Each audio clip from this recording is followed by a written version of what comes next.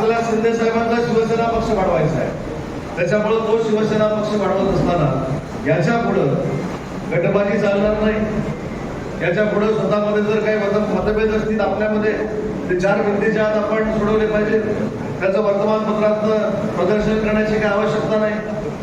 मी प्रत्येक मतदारसंघामध्ये जिल्ह्यामध्ये जात असताना पदाधिकाऱ्यांनी 2-4 दिवसापूर्वीच्या बैठका घेतल्या दोघेची. त्याचा आढावा माझ्या यंत्रणेमार्फत घेत होता. कोणत्या बैठकीला उपस्थित होते, कोणत्या बैठकीला उपस्थित राहून नसल्यासारखे होते, कोणत्या बैठकीला उपस्थित राहून त्या बैठकीचा अहवाल त्यांनी समोरच्या लोकांना दिलाय, कोणत्या बैठकीला उपस्थित राहून कुणी वाद घातलाय हे मला तुम्हाला सांगायची गरज नाही.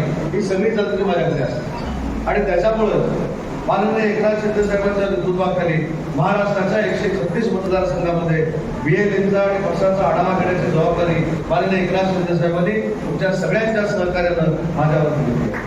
आणि म्हणून आपण सगळ्यांनी एक कुटुंब म्हणून काम केलं पाहिजे.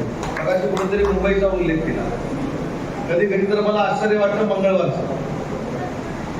माननीय शिंदे साहेबांनी आम्हाला कॅबिनेट मंत्री केलं कॅबिनेटमध्ये बसायला, पण मंगळवारी अनेक जिल्हा प्रमुख आम्हाला मुंबईमध्ये सांगतात कॅबिनेट असल्यामुळे आम्ही आलेलो आहोत. नंतर कधी कधी प्रश्न पडतो की कॅबिनेट मंत्र्यांना बाजूला करून शिवसेनेच्या जिल्हा प्रमुखांबरोबर कॅबिनेट होणार आहे की काय. सगळे जिल्हा प्रमुख मुंबईला असतात. जे असतात त्यांच्याबद्दल मला काहीच बोलायचं नाही, पण जे असतात त्यांना सांगायचं आहे. तुम्ही मंगळवारी आला मी समजू शकतो, मी बुधवारी आला मी समजू शकतो, पण सोमवार टू सोमवार हॉटेल बुक करून मुंबईमध्ये बसायचं हे आता काही लोकांनी थांबवलं पाहिजे. आणि अशा लोकांना साहेबांनी स्पष्ट केले आहे की तुम्ही तुमच्या जिल्ह्यामध्ये थांबून लोकांची समोर असून लोकांच्या अडीअडचणीला धावत जाऊन तुम्ही शिवसेना वाढवली पाहिजे.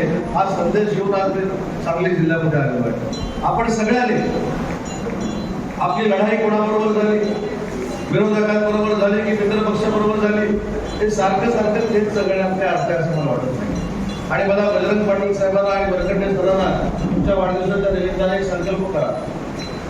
काय भांडण्याचा अर्थ नसतो. आता जसे बाजूबाजूला बसतात असे बाजूबाजूला जर बसतात तर समोर त्याला संधी मिळणार नाही. पाहिजे ते एकामेकाच्या मांडीवर बसा, पण संघटना चांगली वाढवा. पण शेवटी बजरंगी तुमचं पण ध्येय शिवसेना वाढवायचं आहे, वरकंडे सरांचं पण ध्येय शिवसेना वाढवायचं आहे. पण तुमचीच ताकद तुम्ही ओळखलेली नाही. तुमची ताकद किती आहे हेच तुम्हाला माहिती नसल्यामुळे आपण आपापसामध्ये भांडत राहतो.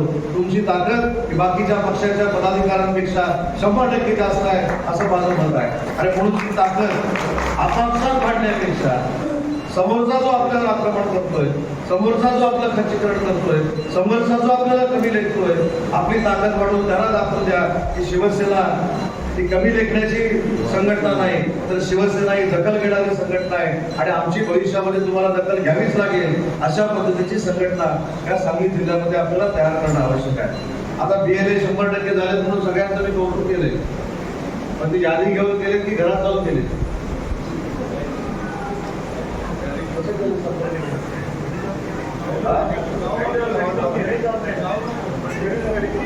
जर सांगलीच्या पदाधिकाऱ्यांनी घरी जाऊन केले असतील तर त्यांना नोबेल पारितोषिकच दिलं पाहिजे. दुसरं पारितोषिक या जगामध्ये कुठं नाही. पण केलंय की नाही हे आत्मचिंतन करा. माझं म्हणणं आहे की आपण ज्यावेळी संघटनेच्या बाबतीमध्ये काहीतरी वेगळा निर्णय घेतो तेव्हा आपण संघटनेला फसवत नसतो, आपण स्वतःला फसवत असतो.